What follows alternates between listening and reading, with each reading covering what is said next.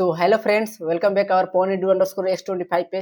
तो आज के इस वीडियो में हम लोग बात करने वाले हैं PEEE यानी basic electrical and electronics engineering के बारे में। इसमें हम लोग बात करेंगे सबसे पहले कि जो आरजीबी के द्वारा 5 इयर्स में क्वेश्चन पूछे गए हैं, उसके मोस्ट इंपोर्टेंट क्वेश्चन कौन कौन से आए हुए हैं। ठीक है, बात करेंगे टॉपिक कौन कौन सा इंपोर्टेंट है और किस टाइप से आरजीबी द्वारा या कॉलेज के आपके एग्जाम जो होते हैं किस टाइप से क्वेश्चन पूछते हैं। ठीक है, और लास्ट तक आप जरूर बनना चाहिए कि इसमें प्रोबेबिलिटी एनालिसिस भी बताऊंगा कौन कौन सा प्रिपेयर करना चाहिए। ठीक है, अब बिना देरी के स्टार्ट करते हैं। ठीक है, प्रीवियस वीडियो में हम लोग बात किए थे यूनिट 1 के बारे में। अब इसमें एसी सर्किट के बारे में बात करेंगे, जिसमें फेज 1 और फेज 3 जो एसी सर्किट में होता है ना, फेज 1 का और फेज 2 का। ठीक है, फेज 3 का, तो ये आपको बात करेंगे। अब इसमें सबसे पहले आपको देखिए, ये एसी क्वांटिटी डिफिनीशन में पूछता है, ये बहुत बार पूछा है, इसको वीवीआई कर लीजिए। ठीक है, तो ये वीवीआई में डिफाइन आरएमएस वैल्यू पूछता है, पीक वैल्यू पूछता है, एवरेज वैल्यू पूछता है और इंस्टेंटेनियस वैल्यू पूछता है। ये 100% आपको आएंगे तो 100% आप डाल लीजिए। ठीक है, ये आएंगे। फिर सर्किट कंपोनेंट्स के बारे में पूछता है, explain the role of resistance, capacitance and inductance electric circuit. अब देखिए, जून में पूछा है आपको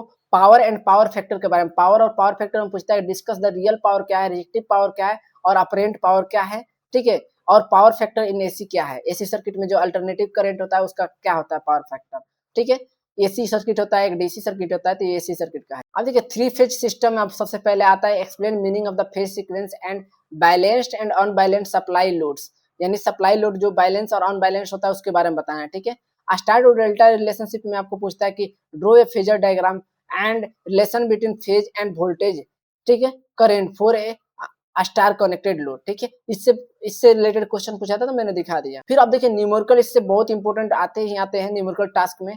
देखिए, सीरियल आरएल में आपको पूछता है, सीरियल और पैरेलल को आपको तैयार करना है कि 4 ओमेगा आपका रेजिस्टर दिया रहता है और 10 मेगा हर्ट्ज का इंडक्टर दिया रहता है अक्रॉस द 100 वोल्टेज दिया रहता है और आपका जो हर्ट्ज है फ्रीक्वेंसी आपका 50 जेड दिया रहता है। इसमें बोलता है कि फाइंड वी आर VL। ठीक है, power factor and real power, इसको आपको प्रिपेयर करना, फार्मूला बेसिक होता है, फार्मूला यूज कर लीजिएगा तो आपको आ जाएगा। ठीक है, ये बहुत इजी यूनिट है, तो आपको स्कोरिंग सब्जेक्ट बनेगा। देखिए, न्यूमेरिकल सीरियल से पूछा है, फिर RLC सर्किट से कि 220 वोल्टेज दे दिया है और फ्रीक्वेंसी दे दिया है, और RLC सर्किट में आपको R रेजिस्टेंस ओमेगा में दे दिया है और 50 ओमेगा दे दिया है, L का वैल्यू दे दिया है, C कैपेसिटेंस का वैल्यू दे दिया है और इम्पीडेंस एंड करंट पूछ रहा है, इम्पीडेंस और करंट के फाइंड करना है। ठीक है, फॉर्मूला इसका होता है तो आप फॉर्मूला लगा लीजिएगा, बन जाएगा।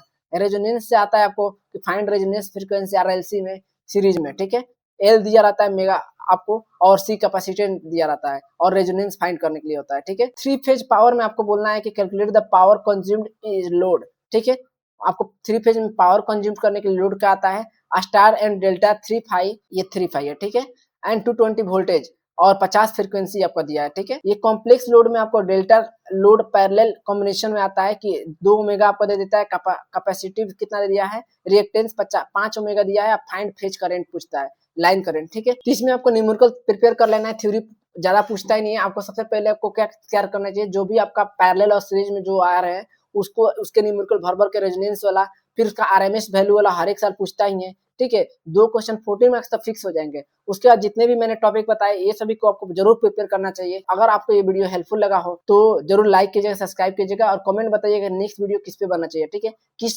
स्पेसिफिक न्यूमेरिकल में या टॉपिक में आपको प्रॉब्लम है। ठीक है, कमेंट करके जरूर बताइएगा डिस्क्रिप्शन में। थैंक्स फॉर वॉचिंग, मिलते हैं नेक्स्ट वीडियो में। Take care and good bye.